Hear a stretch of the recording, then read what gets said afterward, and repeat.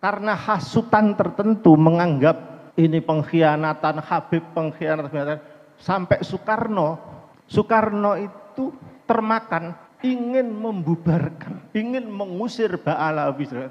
Dan mohon maaf sekali lagi, yang mencegah adalah Hadratus Syekh. Assalamualaikum warahmatullahi wabarakatuh. Pada kesempatan yang sangat berbahagia ini kita akan memang sebuah video di mana dalam video tersebut Kiai Musta'in Syafi'i memaparkan hubungan antara Kiai Hasyim Asy'ari dengan Habib Utsman bin Yahya. Langsung saja kita simak videonya. Lihat semua waliullah 9 tidak pernah menonjolkan namanya. Sunan Gunung Jati, Sunan Muria, Sunan Ampel, opo Ampel? Sehingga jenengnya sendiri itu nggak ada. Ada Sunan Kalijogo, Sunan Kalijogo apa Sunan Joko Kali saya nggak ngerti. Semua Muria, semua Kudus. Jadi Hadratus itu jelas dari serapan sufistiknya.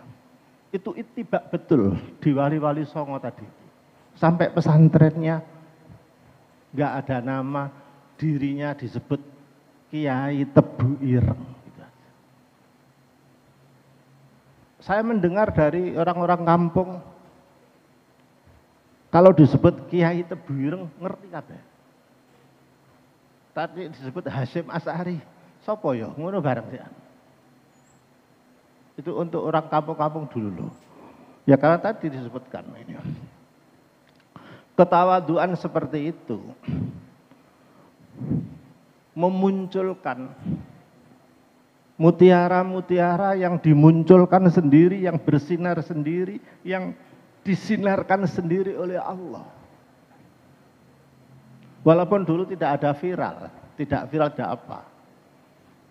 Perkara Hadratus Syekh dinobatkan sebagai wadi, peletak labinah, peletak batu pertama kemerdekaan Indonesia itu oleh wartawan Timur Tengah. Jadi Asad Syihab itu wartawan yang hadir mewawancarai khusus kepada beliau siapa. Karena, nah ini maaf, jangan ada yang tersinggung dulu. Karena beliau ini sebelumnya di Makkah itu interaksi dengan orang-orang hebat, pejuang-pejuang hebat, utamanya dari Yaman. Menang dhisik loh. Termasuk Syekh Habib Zaini Dahlan. Ngumpul-ngumpul membicarakan itu. Terus maaf ya, Hadratus Syekh itu masih muda teko. Lah iki Hasyim iki. Coba. Jadi Hadratus Syekh itu waktu masih muda diamanati oleh kelompok habaib yang beliau kenal sama itu. Kemudian berkonsultasi termasuk ke Kiai Khalil dan seterusnya. Makanya sampean lihat, mohon maaf. Ini ada dzurriyahnya yang nasabnya ke Hadratur Rasul lewat Joko Tingkir. Coba itu lewat siapa? Kayaknya ada nama Ba'alawinya lah di situ. Lihat di bukunya Asad Syihab. Mulai menang wis. Saya tidak membicarakan nasabnya putus dan tidak. Saya hanya membicarakan jasanya. Karena itu mohon maaf, ada semacam job deskripsi antara Hadratus Syekh sebagai seorang alim, seorang kiai, dengan Habib Utsman bin Yahya yang dihabisi itu. Hadratus Syekh bergerak di luar, sedangkan Habib Utsman bin Yahya Ba'alawi bergerak di dalam. Bedanya ketika Belanda menganugerahi bintang, itu ditulis di media, disebutkan Habib Utsman bin Yahya Ba'alawi itu mendapat anugerah bintang dari Belanda. Sekarang saya tanya, apakah Hadratus Syekh juga tidak dianugerahi bintang? Dia dianugerahi. Hanya saja karena jiwa sufistiknya ini tinggi, maka beliau menolak secara halus. Dan menolaknya beliau dianugerahi bintang oleh Belanda ini pernah saya tulis di majalah Tebu Ireng, mungkin edisi pertama atau kedua dulu.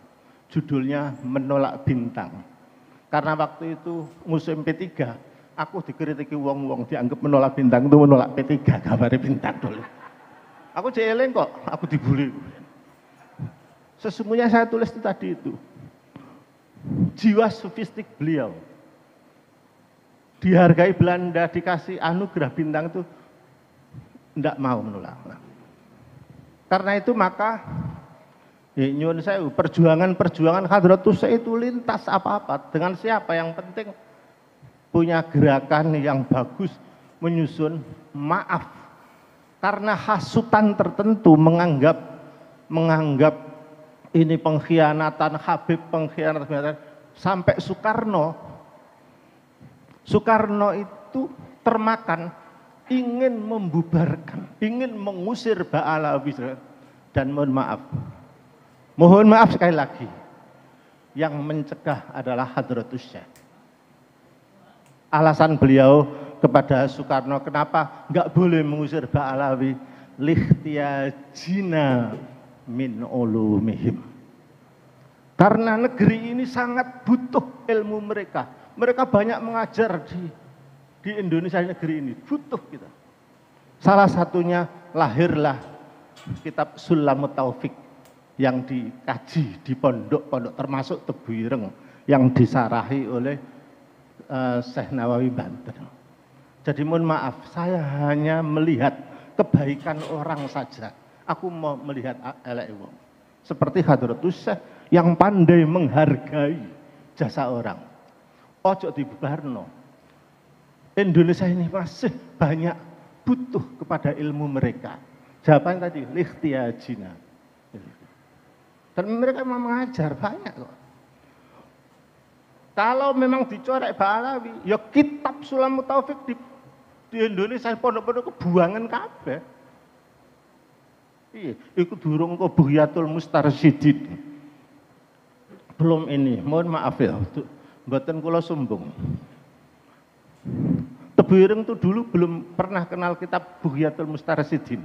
Pertama yang membaca masukan Tebu Ireng itu ya sapa ngono.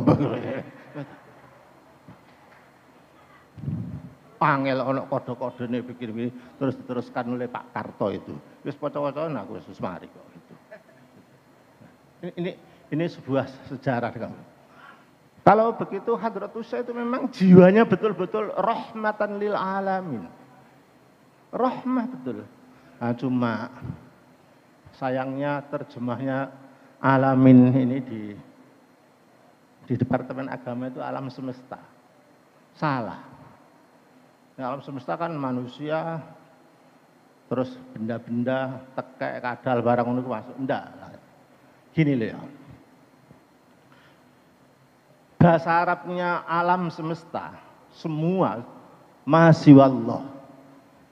Selain Allah, itu bahasa Arabnya alam, mufrad.